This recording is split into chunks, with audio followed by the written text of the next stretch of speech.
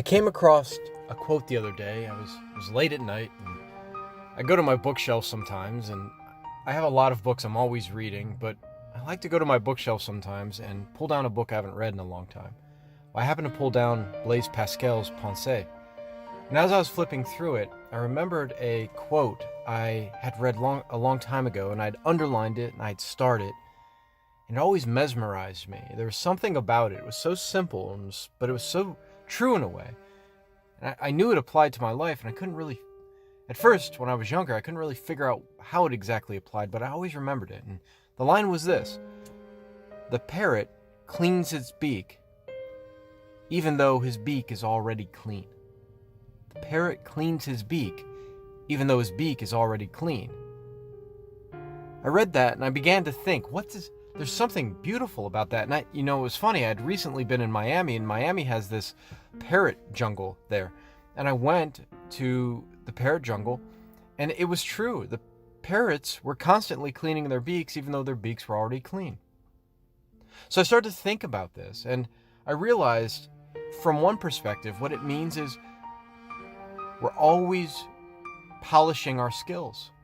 We're never resting on our laurels. Laurels were those sweet-smelling flowers in ancient Greece they gave to victors in games. And some men and women, put the laurels on their head and went around reliving old glories.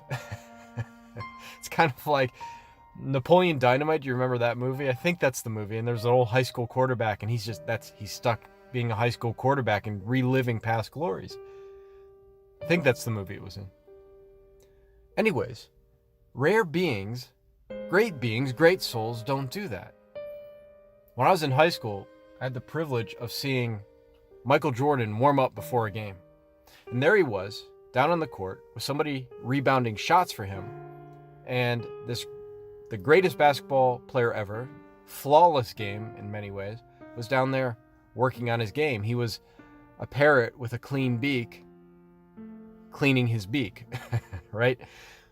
I have a professor who's relatively well known, and he's in the lab at 6 a.m. every morning till 7 p.m.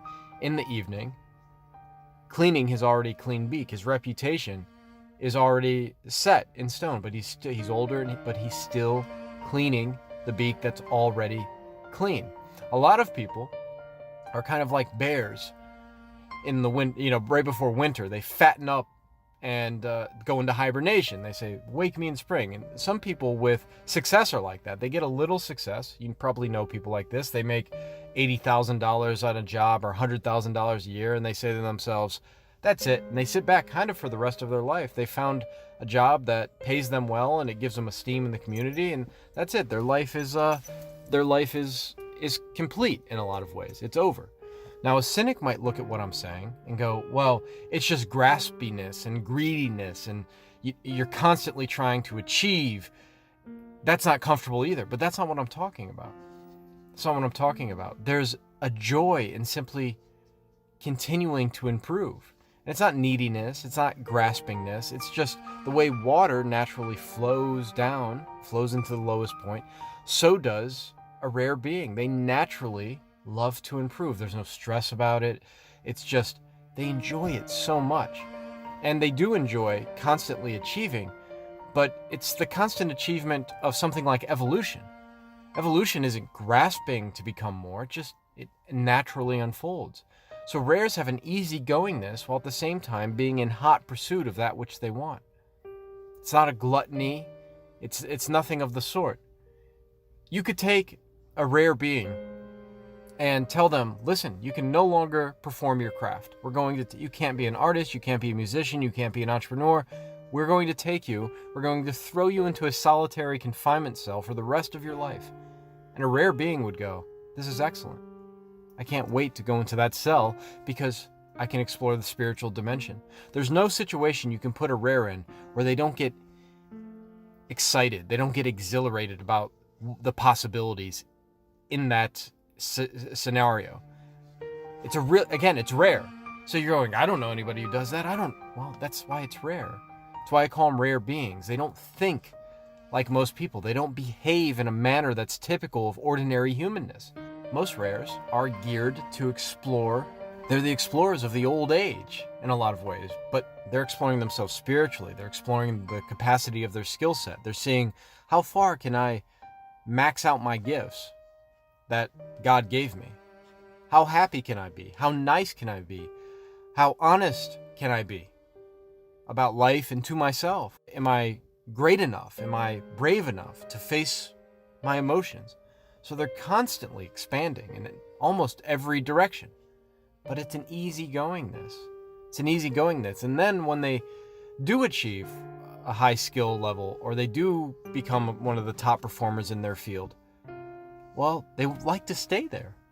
It's a joy in and of itself to be good at something. Aristotle said, we enjoy the things we excel at. So rares understand that, so they try to excel at most everything they do. And then once they do excel, they attempt to improve, but they also just attempt to stay where they're at. They like being on the top. They clean the already clean beak. And what's interesting is as you clean the already clean beak, well, maybe you find it wasn't exactly perfectly clean. It can get even a little bit shinier, right? Your skills can develop a little bit more. You can evolve a little bit more. So anyways, that quote I was reading last night, and I thought, wow, 10 years since I read that, and I've always found it a powerful idea of how rares behave. They clean their already clean beak.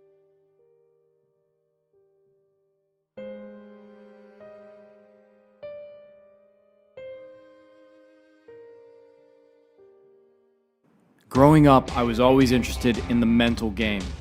After years of study, I developed the Basketball Brain program. My life is devoted to helping others achieve their greatness. I hope you'll like, subscribe, and if you take a chance with the Basketball Brain program, I promise you your game's going to reach levels that you never thought possible.